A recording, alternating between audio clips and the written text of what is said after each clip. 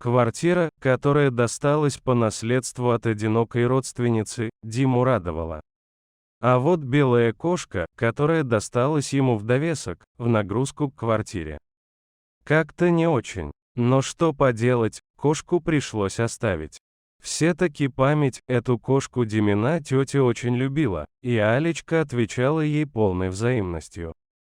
Поэтому не мудрено, что после потери хозяйки у кошки случился стресс. Аля едва могла есть. Ее тут же тошнило. Начала сыпаться шерсть. А лоток, переставленный на другое место, Алечка избегала. Дмитрий терпел, он терпел очень долго, почти 10 дней. Но когда кошка оставила содержимое своего желудка у него на подушке, терпению парня пришел конец. Все, что мог, он уже сделал. Кошка была обязана сидеть тихо и не мешать, а она вот чего вытворяет. Дмитрий психанул, нашел обувную коробку, вытащил из-под дивана притихшую Алю и почти бегом побежал к машине. Кошка не сопротивлялась, она не умела. За всю свою жизнь Алечка никого не поцарапала, не укусила. Она умела только ласково бодаться, да тихонько мурчать. Что кошка и делала, брошенная грубо в коробку. Она свернулась там маленьким клубком и мурчала, мурчала, успокаивая себя и пытаясь успокоить своего Диму. Только Дмитрий был абсолютно спокоен. Он кружил по городу, выискивая место, куда можно выставить коробку с Алей. Но так и не решился. Понаставили кругом камеры. А если камер нет, то обязательно стоит какая-нибудь машина, и явно. С видеорегистратором. А вдруг увидят, выставят на всеобщее обозрение. Не оправдаться будет потом. Пришлось направить автомобиль к выезду из города. Вокзал, нет, там люди. Стоят, смотрят. Будут наверняка осуждать. Заправка, тоже не вариант. Опять камеры. И Дмитрий уверенно погнал машину за город. Вот если бы он выставил коробку с кошкой в городе, на вокзале, да хотя бы на отдаленной заправке. У Алечки был бы шанс. Пусть маленький, крохотный, совершенно призрачный, но он бы был. А за городом, в январе, там даже шанса на шанс не существовало. Дмитрий остановился, осмотрелся. Дождался, когда машина, которая следовала за ним, проедет мимо и скроется с глаз, затем вытащил коробку с кошкой наружу. Сопротивлялась ли Аля теперь? Конечно же, нет, она ведь этого не умела. На обочине, в глубоком снегу, возле леса. Нашла Алечка свой последний приют. Белый снег, белая, обувная коробка, белоснежная кошка. Ни за что зацепиться глазам редких, проезжающих мимо людей.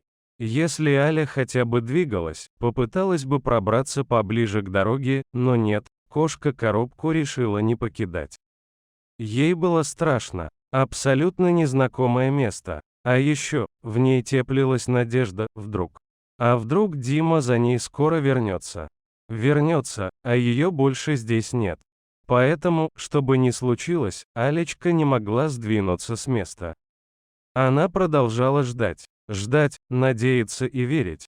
Хлипкая, тонкая коробка не спасала от мороза, не защищала она и от ветра.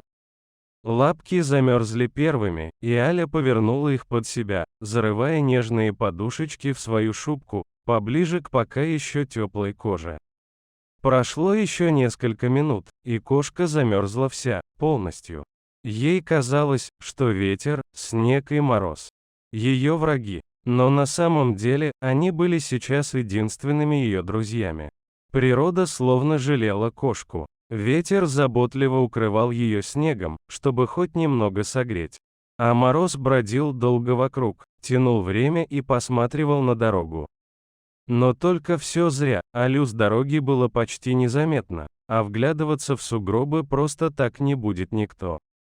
И Мороз понял, пора. Зачем растягивать мучения кошки, осторожно, украдкой, медленно-медленно, раздвигая каждую шерстинку собой, Мороз добрался до Алиной кожи.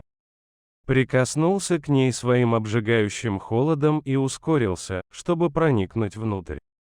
Ветер горестно взвыл, Мороз обнял кошку сразу всю, внутри и снаружи. Он обнимал ее и шептал: «Спи, моя маленькая. Тебя больше никто не обидит». И Аля уснула. Теперь уже навсегда. Ветер взвыл, зарыдал. А Мороз продолжать обнимать и прижимать к себе кошку. Он не мог сразу ее отпустить.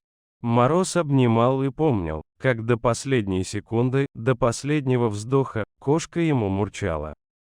Кошка продолжала мурчать до конца. Очутившись в квартире, Дмитрий включил телевизор, налил себе кофе, но внезапно пролил его на себя. Руки почему-то дрожали. Совесть робко шевелилась внутри, царапала ему ребра. Аля мерещилась ему в каждом углу, в ушах стояло ее тихое, мелодичное, ласковое мурчание. Эх, не надо было ее вывозить, надо было просто отдать в добрые руки. Красивая была кошка, такую бы точно взяли. Дмитрий выпил немного, нашел на кухне коньяк, но душа и совесть не умолкали. Ладно, он поедет, Алю найдет и завтра же кому-нибудь, да пристроит. Так он успокаивал себя, так он себя прощал. Но природа Дмитрия не простила, он не доехал. На ровной, прямой дороге его автомобиль занесло. И последнее, что он услышал. Тихое, мелодичное и ласковое мурчание. Это ветер донес до Дмитрия Алин последний вздох. В тот же день в этом городе родились двое. Девочка и котенок. Девочку сразу же обняла мама. Папа был с ними рядом, не в силах сдержать бурных, счастливых слез, но что, как и договаривались, назовем Алевтиной. Девочке было тепло возле материнской груди. Аля сморщила носик и тихонечко, по-младенчески, замурчала. Котенок родился самым маленьким, слабым. Кошка-мать отказалась его кормить. Голодный писк раздражал, и кошка вынесла его из подвала. Мать понимала, сын не жилец и будет только отнимать молоко у остальных, более сильных детей. Казалось бы, недавно родился, еще слепой, что может он понимать? Но котенок все понимал, он чувствовал, что это расплата. Он пищал, умоляя природу и Бога его простить. И природа сдалась, она послала ему человека. Через год лохматый кот Митька, поймав очередную мышь, принес и оставил ее у порога старого, деревенского дома. «Молодец, Митяй, сейчас вынесу тебе молока. А в дом не просись, вон у тебя какой тулуп крепкий». В продуваемом всеми ветрами сарае Митя зарылся в сено и попытался уснуть. Кот не знал, откуда и почему, но он все-таки помнил, как дома бывает тепло. Митя прикрыл глаза, стал засыпать и вдруг нервно вздрогнул.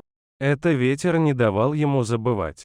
Каждый раз, когда Митя пытался уснуть, ветер приносил ему последний вздох Али.